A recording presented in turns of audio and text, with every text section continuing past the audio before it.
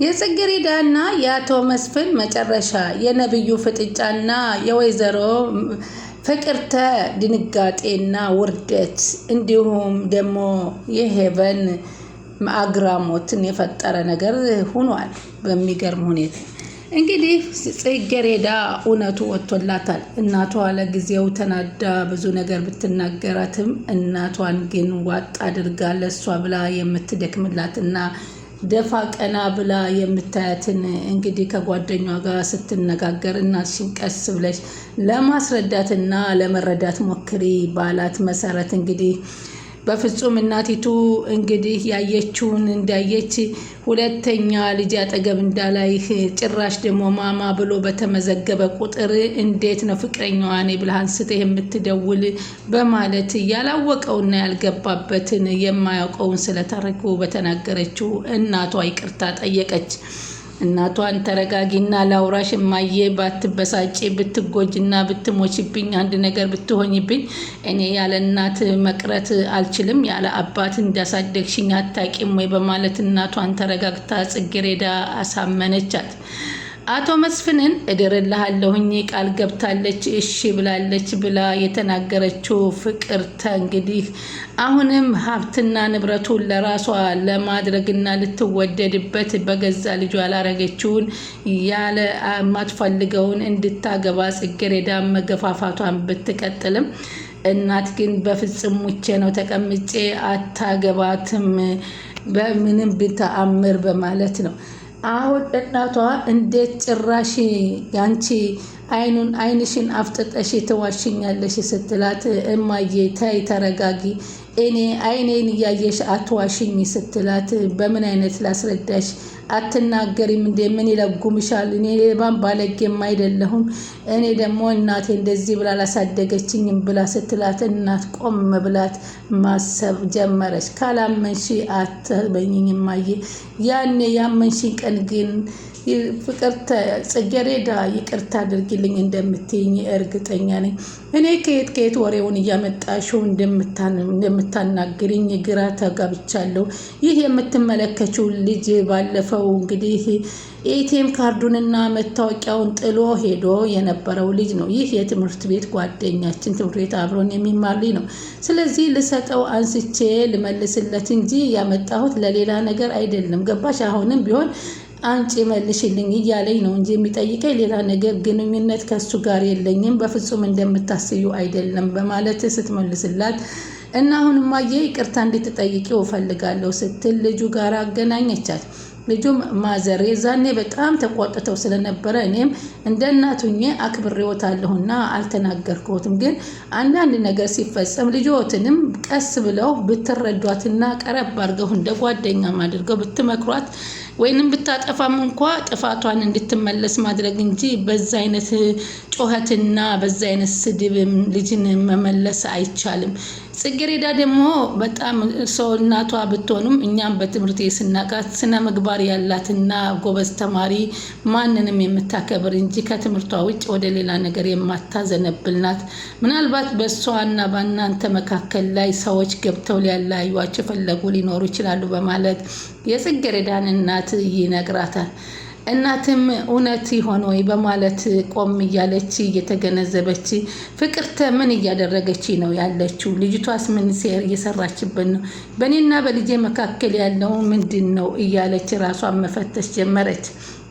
ጽጌረዳም ራስሽን ፈትሺ በማለት ተናገረ።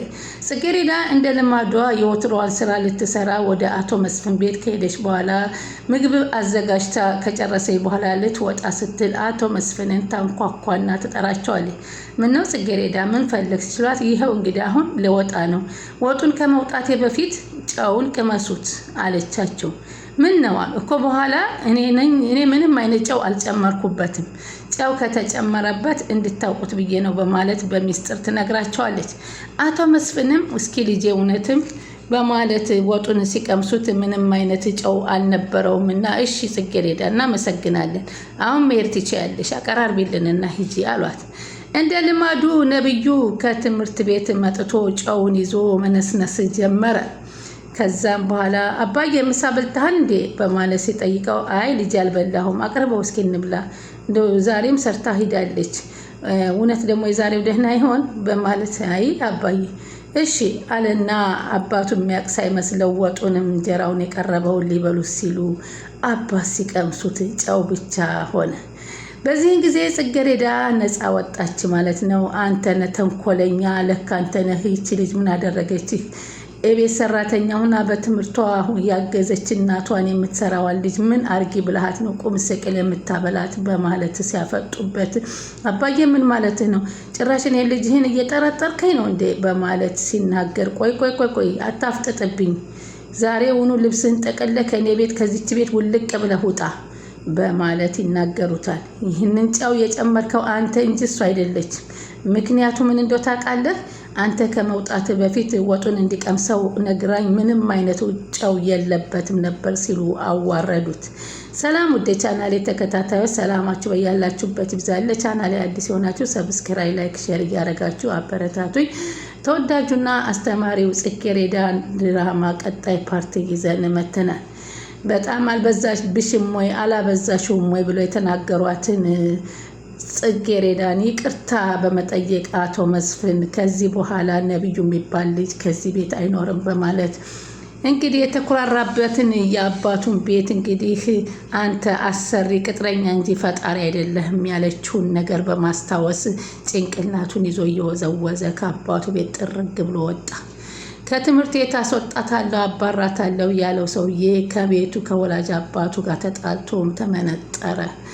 የዚህን ጊዜ በጣም ተናደደና እሷማ አንድ ነገር ማድረግ አለብኝ ያለ ሲዝት መኮንን ስለሰማ ለአቶ መስፍን ይነግራቸዋል። ልጃው የጽጌረዳን ነገር ትምህርቷን ፈተናዋን እንዳትፈተን አይዲያውን ሊያጠፋባት ነውና ይህንን ነገር አንድ በሉት በማለት ይናገራል።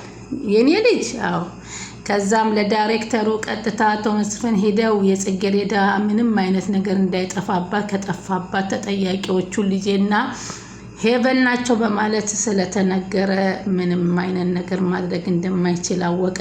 ቢሆንም በዚህ የተጸጸተው ነብዩ አሁንም ቢሆን ሌላ ነገር አድርጌ እሷን ከትምህርት ቤት የማባረርበትን መንገድ አያለሁ ሲል እራሱ የእሷን አይዲያ ሰርቀሃል በመባል እንግዲህ ከትምህርት ቤትም ተባረረ። ይሄው ነው የሰው ልጅ ለሰው የዘረጋውን ገመድ እራሱ ይጎነጎንበታል የሚባለው ነገር እንግዲህ ሰው ለሰው በቆፈረው ራሱ ይገባበታል የሚባለው ነገር በነብዩ ላይ እየደረሰ ይገኛል። ጽጌረዳን እንግዲህ አስገድዳ ለመዳር የተባባለችው ወይዘሮ ፍቅርተም ከእናቷ ጋር ግብግቧን ጀመረች። እናቲቱን በፍጹም ሁሉን ነገር ተረድቼዋለሁ፣ ልጄ ምንም ነገር ያጠፋችው ነገር የላትም። ይህን ሁሉ የምታደርገው የአንቺ ልጅ ሄቨንና አንቺ ናችሁ። ስለዚህ ወይዘሮ ፍቅርተ የድሮ የሰራሽውን ነገር ሁሉ አውጥቼ ሳልዘረግፍልሽ አፍሽን ዘግተሽ ቁጭ በይ። የኔን ልጅ ሁለተኛ እንዳትናገሪያት። እኔን አብሳብደሽ ልትሰጂ ነበር። ከፈለግሽ ለምን ሄቨንን አትድሪያትም ለአቶ መስፍን በማለት ትናገራታለች። እንዴ አቶ መስፍን እኮ የመረጡት ጽጌረዳን እንጂ ሄቨንን አይደለም። ኧረ እባክሽ ሰማንልሽ እኮ ያንቺን ልጅ ለልጁ ለወጣቱ ልትድሪ የኔን ልጅ ላላቅሟ ለትልቅ ሰው ልትድሪ ነበር ያሰብሽው በማለት ወይዘሮ ዘርፌ ወይዘሮ ፍቅርተን አፈጠጡባት። ወይዘሮ ፍቅርተም ስለታወቀባት አይኗ ፈጠጠና ምን እያልሽ ነው አለች። መጀመሪያ የራስሽን ልጅ ሄቨንን ተቆጣጠሪ። በትምህርት ቤት ከማን ጋር ውላ እንደምትመጣ ልጅሽን ራስሽ የራስሽን ልጅ ከማን ጋር ውላ እንደምትመጣ ያላየሽ የኔን ልጅ ግን በሰፈርም በመንደርም መቀመጫ አጣን ብለሻልሽው ያንቺ ሴት ልጅ እናት አይደለሽም እንዴ በማለት ትናገራታለች። በዚህም ጊዜ ነቃችብኝ ብላ እኔ እንደዚህ አላሰብኩም ዘርፌ፣ እኔ እውነቴን ነው ከምሬ ነበር። ጭራሽ ደግሞ ለልጄ ነይ ብለሽ ለብቻዋ የመከርሻት ምክር ምንድን ነው? እናትሽ የአእምሮ ታማሚ ሆና ሁለቴ ታማሌ በልጅነትሽ ብለሽ ለምንድን ነው አእምሮዋን ወደ ሌላ ነገር የመረሽባት? መቼ ነው እኔ አእምሮ ታካሚ ሆነሽ ያሳከምሽኝና ያስተማርሽ ያሳከምሽኝ እና ያስታመምሽ በማለት ስታፈጥባት አንቺ ጽጌረዳ ከአንቺ ውጭ ለማንም እንዳይነገር አላልኩሽም? ለምን እናቴ በሽተኛ ናት ብለሽኝ የለም? ክትትል ካስፈለጋት እኮ ዶክተር ላሳያት ስለፈለኩ ይማየ እኔ በልጅነቴ የጣመመሽ ነገር ካለ ሕክምና ላድርግልኝ ስላት ነው የገለጸችልኝ። እናቴ ዝም ብዬ መመልከት አልችልም። ህመም ካላት ታክማ እንድትድንልኝ ነው። እኔ እኮ ትምህርቴን ተምሬ የምጥረው እኮ ለእናቴ እንጂ ለማንም አይደለም ስትል ትመልሳለች። አሁን በዚህ መካከል እንግዲህ ሁላቸውም ስረ ነገራቸው ተጋለጡ። ነብዩም ከአባቱ ቤት የኮራበትን አባት ቤቴ ያለበትን ተባረረ። ከትምህርት ቤትም እሱ ተባረረ። ጽጌረዳ ግን አሁንም ቢሆን መኮንን አይዞሽ እያላት እንግዲህ እዛ ትምህርት ቤት ቀጥላለች። እሱም ተናዷል። ሄቨንም እንግዲህ ይሳካላት ቀረ። ሀብታም ሊላገባ ነው ያለችው አባትየው ሀብታም ጠቅሎ ቤቱ ላይ ቁጭ ብሏል። እንግዲህ ራሷ ወዳ አቶ መስፍንን ጽጌረዳ ታገባዋለች ወይንስ አይ ካልፈለኩ ሌላ ስራ ቦታ ቀይሬ እሰራለሁ ብላ ትወስናለች የሚለውን እንግዲህ እናቷና እሷ ተነጋግረው የሚወስኑት እንጂ ወይዘሮ ፍቅርተ በጽጌረዳ ምንም ማዘዝ እንደማይችሉ ተናግራለችን ወይዘሮ ዘርፌ።